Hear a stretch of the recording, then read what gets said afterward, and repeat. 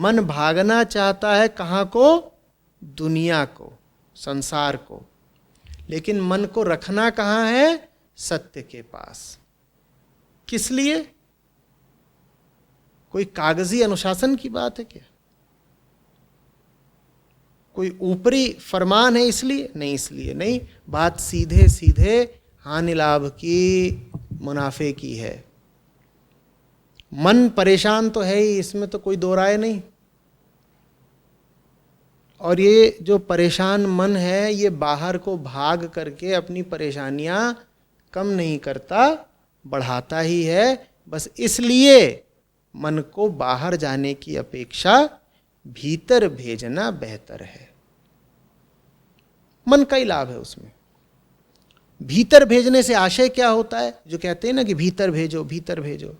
भीतर भेजने का मतलब होता है मन को वहां भेजना जहां से उसकी सारी इच्छाएं उठ रही हैं।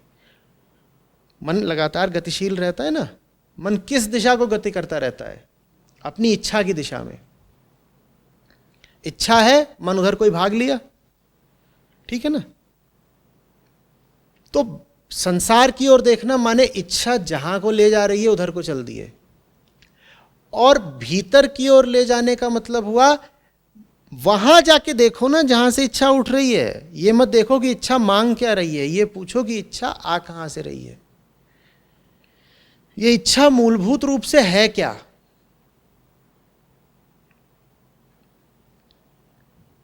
यही मत देखो कि तुम्हें क्या दिखाया जा रहा है, ये देखो कि तुम्हें दिखाने वाला कौन है।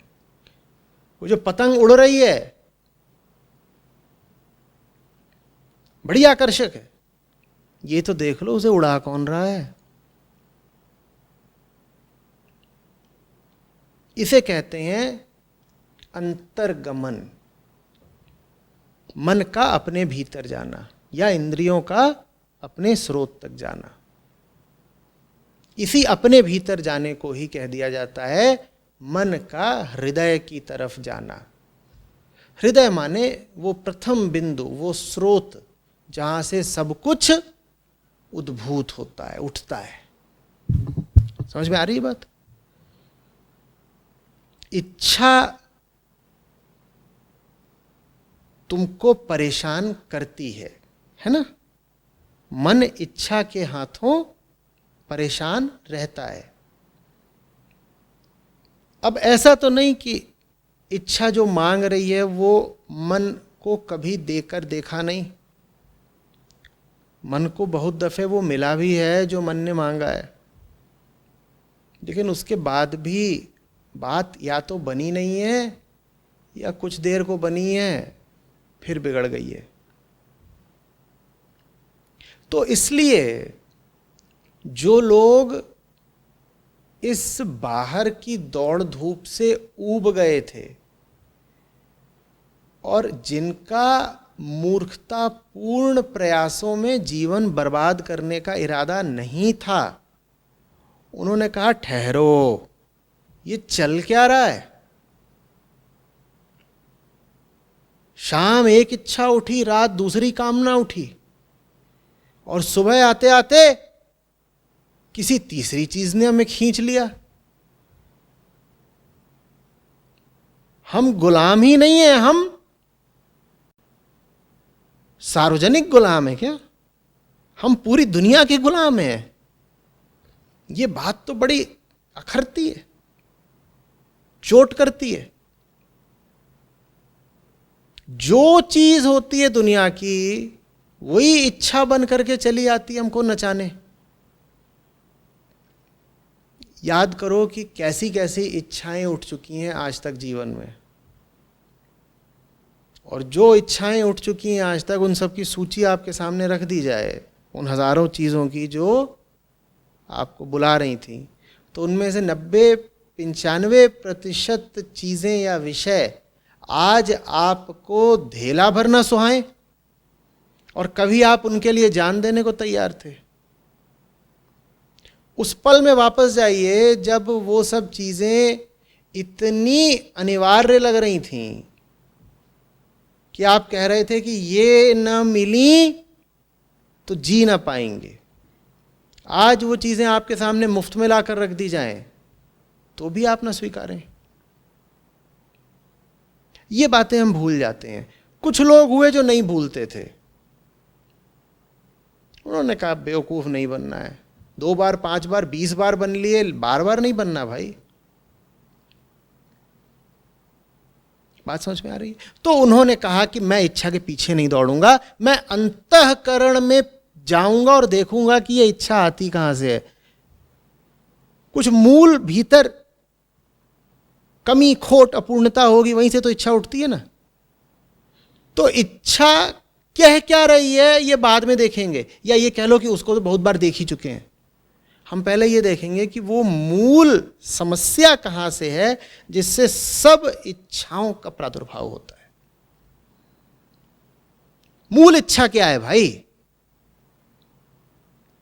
जैसे कि तुम्हारे सामने कोई आ जाए, अर्धविक्षिप्त, और तुमसे कह रहा है तो थोड़ा सा रोटी देना, और तुमने रोटी दी। तो तुमसे बोल रहा है कि अच्छा एक कमीज देना, ले भाई कमीज दी। तो तुमसे कह रहा है अच्छा एक मोमबत्ती देना, तुमने मोमबत्ती दी। तुमसे कह रहा है अच्छा एक मोबाइल फोन देना, तुमने एक चप्पल देना। और जो कुछ तुम दे रहे हो उसका उसके पास कोई सार्थक उपयोग नहीं है, वो लिए जा रहा है और अगली मांग व्यक्त किए जा रहा है। अब वो बालों का एक गुच्छा देना, अब फटा हुआ टायर देना, अब यह देना वो देना। तो ऐसे जब तुम उसकी 50 मांगे पूरी कर दोगे तो 51वीं बार कहोगे भाई तू चाहता क्या है? क्या बोलोगे? चाहता क्या है भाई, यही बोलोगे ना। ये तुम्हारे सामने कोई अर्धविक्षिप्त आदमी बैठा हो जो इधर उधर की 50 मांगे कर रहा हो, जिनसे उससे कुछ मिल भी ना रहा हो और फिर भी मांगे करे जा रहा है, उससे तो बोल दोगे कि ठहर जा, तू चाहता क्या है भाई? ये बात खुद से बोलनी होती है। इसी को कहते हैं इंद्रियों का अंतर्गमन, कि खुद से पूछ रहे हैं कि ये जो 50 चीजें इधर उधर की मांग रहे हो, इनको हटाओ, बताओ कि तुम वास्तव में क्या चाहते हो। चाहता क्या है भाई? ये हटाओ कि अभी तुम कह रहे हो घड़ी चाहिए, थोड़ी देर में कह रहे हो किताब चाहिए, उसके बाद कह रहे हो घर चाहिए, फिर कह रहे हो कमीज चाहिए, फिर कह रहे हो कैमरा चाहिए, फिर कुछ और चाहिए, कुछ तुम बेकार की बात। तुझे समझ गया मैं, तुझे यही नाटक करना है और करते ही जाना है, अपना भी समय खराब करना है। मैं अपना नहीं समय खराब कराना चाहता तेरे साथ। एक चीज बता, एक चीज, 100 चीजें नहीं, क्या चाहता क्या है भाई? हमारा अधिकार बस इस सवाल को पूछने तक है, उसके बाद जो होता है स्वयं होता है। उसके बाद ऐसा नहीं होता कि वो बता देता है उसे क्या चाहिए। उसके बाद उसको दिख जाता है कि उसे वास्तव में कुछ चाहिए नहीं है, यूं ही नाटक कर रहा है, और अपने ही नाटक में वो एक पात्र बनकर भूल भी गया है कि वो नाटक कर रहा है और परेशान हो गया है, क्योंकि वो पात्र उसने स्वयं ही ऐसा रचा था कि उसे परेशान होना है। जैसे तुम किसी नाटक की पटकथा लिखो, उसमें बहुत सारे किरदार हो, एक पात्र एक किरदार तुम्हारा भी है, और वो कौन सा है? जो सबसे ज़्यादा हैरान परेशान है, एकदम मरा जा रहा है, और तुम कहो ये बहुत सारे किरदार हैं, ये वाला जो है ये मैं उठा लेता हूँ अपने लिए। और तुम ऐसा घुस गए अपने ही किरदार में, अपने ही द्वारा रचाए किरदार में, कि तुम भूल ही गए कि ये सब तुम्ही ने तो रचा है, और तुम परेशान हो गए हो। अब वास्तव में ही भूल गए, वास्तव में ही परेशान हो गए हो। बात समझ में आ रही? ऐसे हैं हम।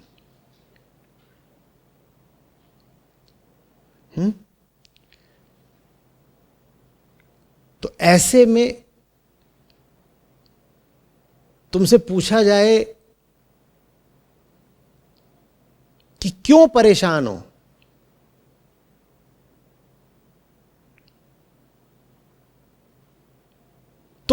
उत्तर ये नहीं है वाजिब कि तुम कोई सही कारण बता पाओगे अपनी परेशानी का।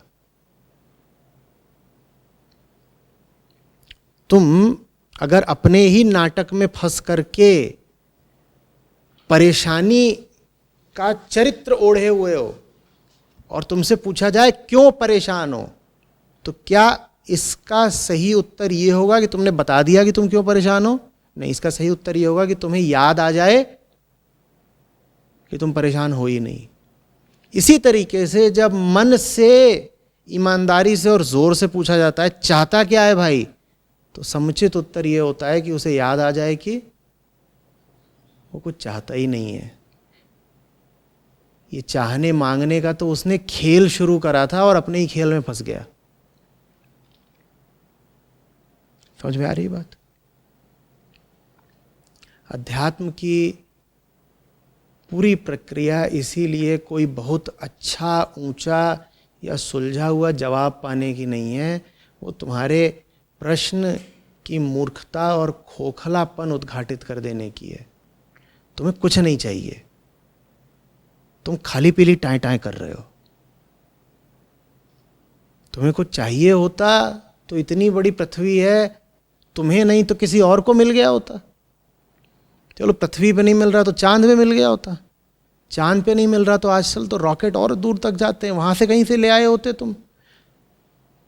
तुम नहीं हो इतने धुरंधर तो और तो कोई हुआ होता इतने बड़े जमाने में।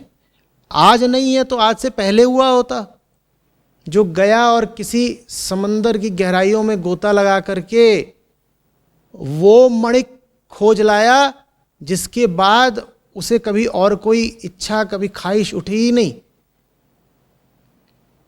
मिल गया उसको वो मोती जिससे हो गई परम संतुष्टि। ऐसा तो कभी हुआ नहीं। माने तुम्हें कुछ नहीं चाहिए,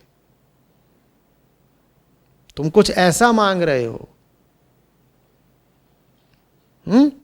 जो कहीं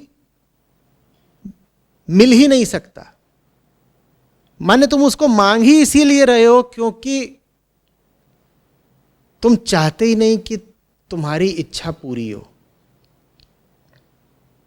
यह देखना है, इस बिंदु पर आना है।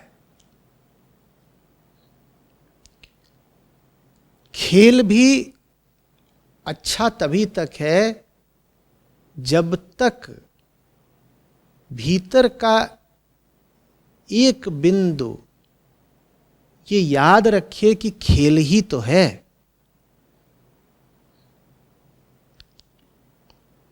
उल्टा पुल्टा खेल खेलो और फिर उस खेल में भूल भी जाओ कि खेल ही तो था, तो बड़ी दुर्गति होती है। बात समझ में आ रही है? देखो, अध्यात्म बड़ा पुराना क्षेत्र है,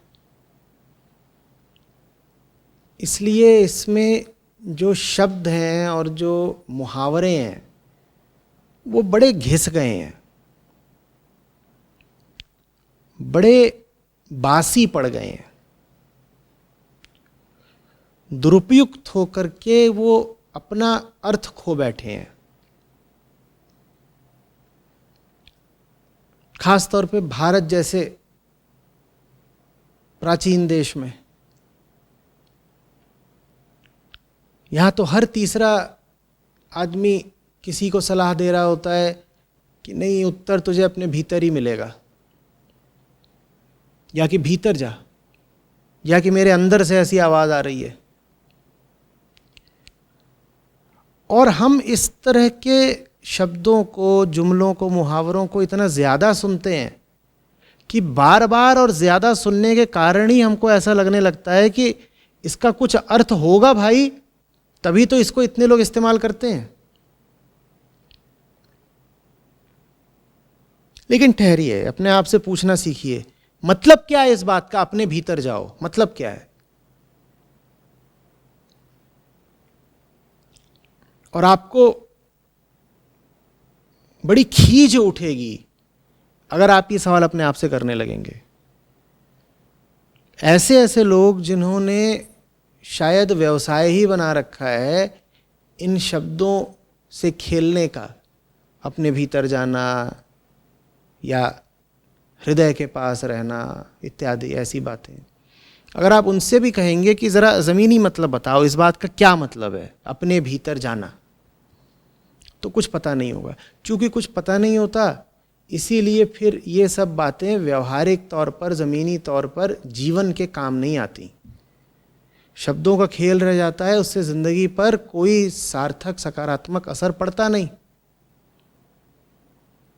तो फिर क्या होता है? फिर ये होता है कि अध्यात्म पाखंड बनकर रह जाता है, जहाँ सिर्फ शब्दों का व्यापार हो रहा है और जीवन पर कोई असर नहीं। जीवन पर असर हो, इसके लिए आवश्यक है कि आप बात को उसके आखिरी बिंदु तक खोद खोद कर समझें। यूं ही मुहावरों का लेन देन न करते रहें। आपने कह दिया मैंने ध्यान किया और मैं भीतर के जगत में प्रविष्ट हो गया, या आपने बहुत आगे की बहुत दूर की बात कह दी। आप इस तरह की बात खुद कहें या किसी को कहते सुने तो तत्काल रुकें और रोकें और कहें ये क्या था, मैंने ध्यान किया। मुझे बताओ, मैंने ये शब्द पहले नहीं सुना है कभी, मैं बहुत अनपढ़ आदमी हूं, मुझे बताओ ध्यान माने क्या? मैंने ध्यान किया, ये मुझे समझा दो। वो व्यक्ति चिढ़ जाएगा, क्योंकि उसे स्वयं नहीं पता ये वो क्या बोल रहा है। बस ये है कि ध्यान आदि इतने ज़्यादा प्रचलित शब्द हो गए हैं कि हर व्यक्ति को लगता है कि उसे इसका मतलब पता ही है।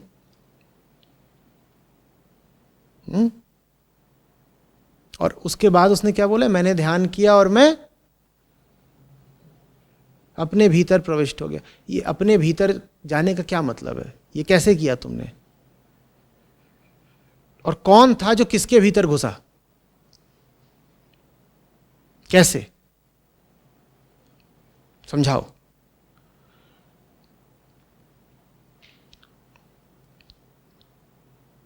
बेईमान आदमी होगा अगर, जैसे ज़्यादातर लोग होते हैं, तो चिढ़ जाएगा और आपको खरी खोटी सुना करके आपको भगा देगा, खुद भग जाएगा। पर अगर ईमानदार आदमी होगा तो आपको धन्यवाद देगा। वो कहेगा ये तो बहुत ही मौलिक सवाल है, मैंने कभी पूछा ही नहीं अपने आप से, और ताज्जुब मुझे ये कि मैंने कैसे नहीं पूछा कभी अपने आप से, ये बात क्या है?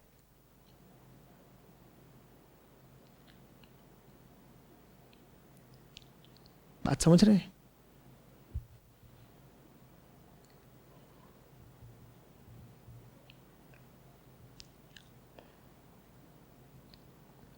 जब परेशानी बहुत बढ़ जाया करे, तनाव सर चढ़ के बोलने लगे, रुक करके या तो मुस्कुरा के या चिल्ला के, डांट डपट के, या तो सहला के या हड़का के, अपने आप से यही पूछ लिया करो, क्या भाई चाहता क्या है?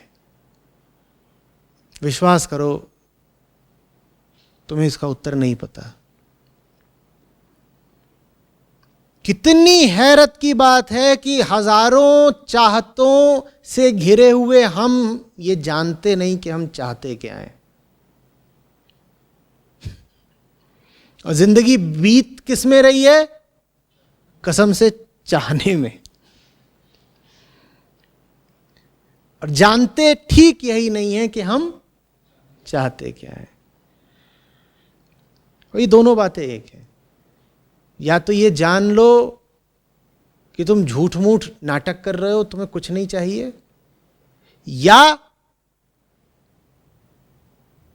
जो तुम्हारी मौलिक इच्छा है उसको कोई नाम, कोई आकार, कोई रूप, कोई गुण दे करके व्यक्त कर लो। ये जान लेना कि मुझे कुछ नहीं चाहिए, ये समझ लो हो गई निर्गुण की साधना। और ये जान लेना कि मुझे जो सबसे ऊंचा है सिर्फ वही चाहिए, ये हो गई सगुण की साधना। ये दोनों बातें एक है, इनमें कोई विशेष अंतर नहीं। कुछ हैं जो समझ जाते हैं कि चाहिए कुछ नहीं है, बस नौटंकी का चस्का लगा हुआ है।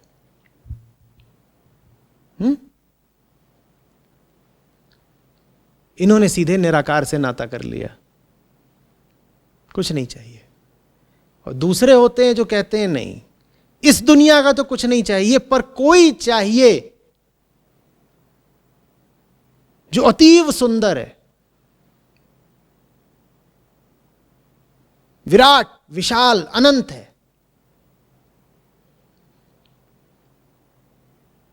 वो शब्दों के और गुणों के माध्यम से अपनी चाहत को अभिव्यक्त करते हैं।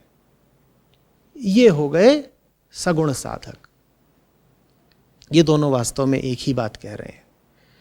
इन दोनों में साझा ये है कि दोनों कह रहे हैं कि इस दुनिया का तो साहब कुछ भी नहीं चाहिए।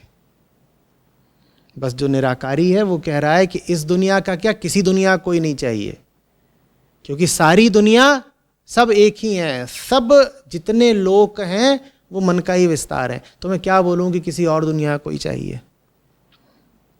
दूसरी ओर जो सगुण का साधक है वो कह रहा है कि ऐसा कुछ नहीं चाहिए जो मन की दुनिया का है, किसी और दुनिया का, किसी और देश का कुछ चाहिए। वो एक ही बात को कहने के दो तरीके हैं। समझ में आ रही है बात?